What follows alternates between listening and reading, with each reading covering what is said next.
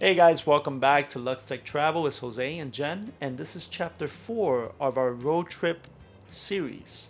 And today we're going to be discussing our next destination, which was the Grand Tetons and Yellowstone National Park. So, episode 3, you saw that we were in Colorado and we visited the Rocky Mountains National Park. From Colorado, we drove all the way to Jackson, Wyoming, where we stayed at the Snow King Resort. And I'm going to give you guys packing tip number 1 for Wyoming is to make sure that you bring layers because it is so windy there. And the temperature changes from the morning to the afternoon. It goes up about 30 degrees in difference. So in the morning time, I literally had on a full parka. By the afternoon, I was in my t-shirt and some hiking pants.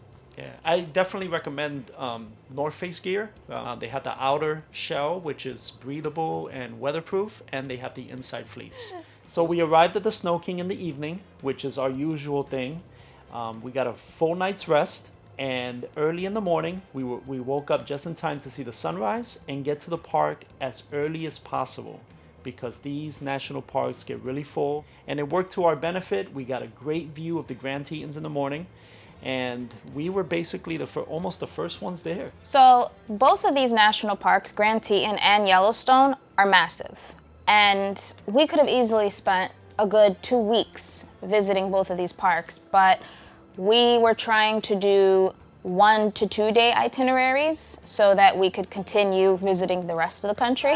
For our first full day in Grand Tetons, we researched and we saw that Jenny Lake was a fairly easy hike, and it offered views of waterfalls. The lake itself is gorgeous, and it was a true hike in the sense that you're hiking through mud and it has rocks. Elevation. Yeah, there was elevation in certain points. And you have to be careful because there are bear signs, so there is a chance that you're going to see wildlife on this trail. Luckily, we didn't.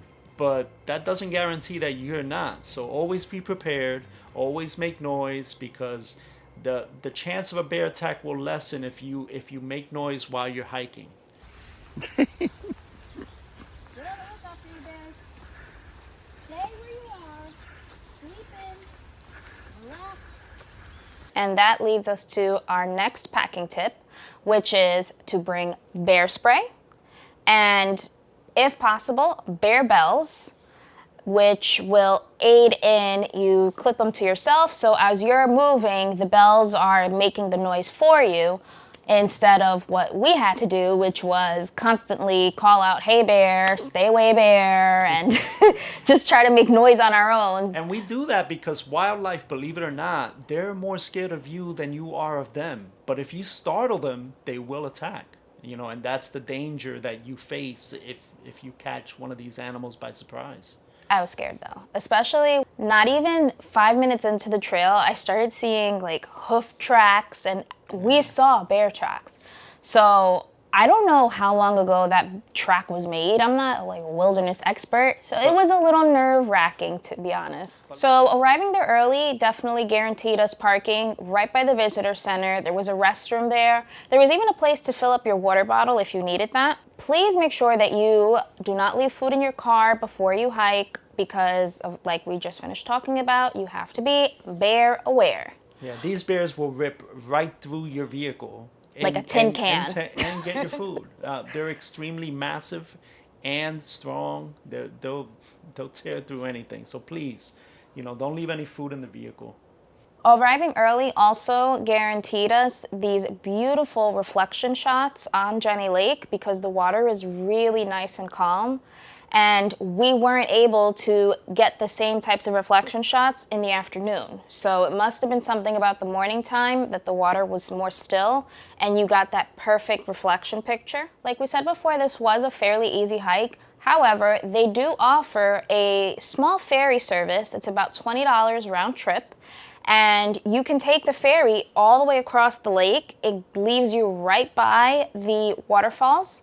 And then you take it right back. So if you truly do not even want to hike, you could still see the waterfalls, you could still enjoy the views of the lake and the trees, or you can do what we did, which was we hiked to the waterfalls, and then we're hiking noobs, so I was exhausted. I really didn't want to hike back, especially when you see the ferry dock right there just waiting, shimmy you across the lake. So it's a temptation that I took, and they still charge you the full $20 though. So that's just a, fun fact. There is a benefit to the ferry. Even if you are a great hiker and you're in great shape, taking that ferry allows you to take some beautiful shots from the middle of the lake.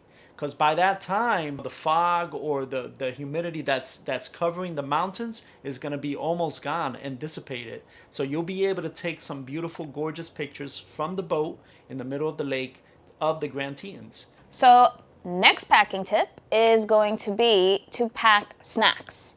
I honestly saw only snacks available in the visitor center, and the visitor center wasn't open when we first got there in the morning. So we had jerky, we had granola bars, and water, which is enough to sustain you through the hike, and also easy to take your wrappers and put them back in your backpack. Please keep it green, and just hold off until we're able to get to somewhere that does have food. 100% grass-fed beef, 9 grams of protein, apple uncured bacon. Epic bar, keeping it keto for breakfast.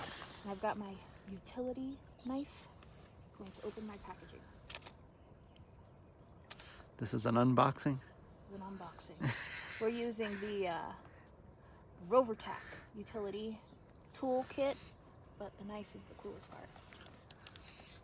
And ladies and gentlemen, that's how you cook breakfast in the woods. So after Jenny Lake, we decided to visit Yellowstone because they're on the same road and we have plenty of daylight left. So we wanted to make the most of the day, so we headed towards Yellowstone. Yellowstone is a massive park, and there's long stretches of road in between the famous destinations and hotspots, so to speak.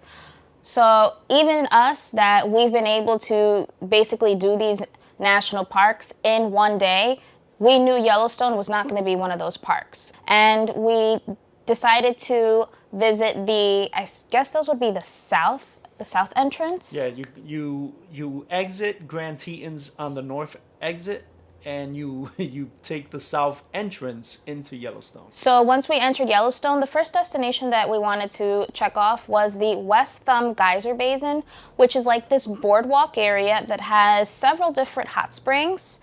Warning, it smells, but that's nature. But it was really nice, and it's cool to see the clarity of the water, and some of them were like turquoise blue, some of them were darker.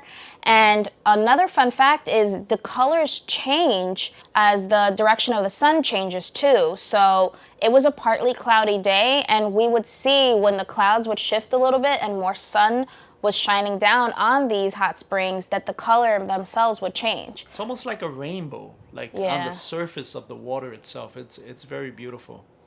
But the true rainbow is Grand Prismatic Springs, which was the next hot spring destination that I wanted to check out.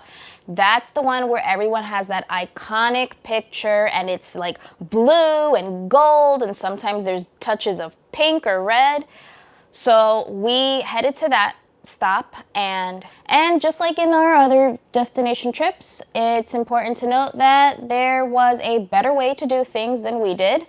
The bird's eye view that everyone gets, you cannot see that by just going to the actual section that says Grand Prismatic Spring. The secret that we learned after the fact is you actually go to an overlook that is in Fairy Falls. So when you see the Fairy Falls overlook, that's where you go to then take that bird's eye view picture of the Grand Prismatic. But I would still recommend doing the way that we did as well, because it was so cool to just have these waves of steam and mist just like enveloping you. It was... You're in the middle of it. Yeah. And, you won't get that effect if you're on that bird's eye, position. So definitely try both of them. Get your picture. One thing to note is that if you want to do that bird's eye view, you are in for a hike. What was it, like 1.2 miles or something like that? And then what you could do maybe is get to the Grand Prismatic Spring a little bit before noon to I still was able to capture great shots, and also you get that cool effect of being around the boardwalk and those waves of steam. And then once it's closer to noon, you leave there and you go to the Fairy Falls and do the overlook. So you get the best of both worlds. When you're in the Grand Prismatic, if you have small children, just hang on to them. It's pretty windy. Yes. And it's dangerous. You know, I found it to be a little dangerous. So after we knocked out those two major destinations in the Yellowstone, we wanted to make sure that we had enough daylight to get back to the hotel. So we drove back out of Yellowstone through Grand Teton to the Snow King Resort. Got a good night's rest because the next day we were going to do the next half of Yellowstone Park. We started with our first destination of that morning, which was to see the Grand Canyon of Yellowstone, which is a huge waterfall. So beautiful, in fact, that there's a viewpoint called Artist Point. And what was even better was there was no hike. You drive, once you see the parking lot for Artist Point, you walk about 50 feet and you have that gorgeous view of the Grand Canyon of Yellowstone with the waterfall. It was great and easy. So after we said, okay, so what's next? Old Faithful, right? We decided to skip Old Faithful. Not only is it something that's, in my opinion, highly overrated, but if you really want to see Old Faithful, you can look up videos online and you'll save yourself about 90 minutes of wait time. You got to sit there and wait. You're not sure how long ago it happened. So Exactly. You're sitting down and we're on a time schedule here. We got 30 days to see all these national parks. So yeah, we skipped Old Faithful. Next.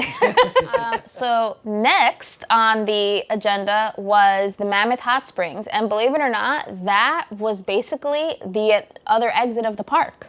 So we decided to go to the Mammoth Hot Springs. I will say it was nice. It's interesting to look at, but it is a lot of walking through this winding uphill boardwalk kind of thing. I don't know if it was maybe because it was warmer that day, but I just felt like it wasn't nice enough for me to have gone through all of that. The pathways are pretty tight and you're constantly like, you know, trying to move over so somebody could pass you. And in this day and time, you really don't want to be doing that.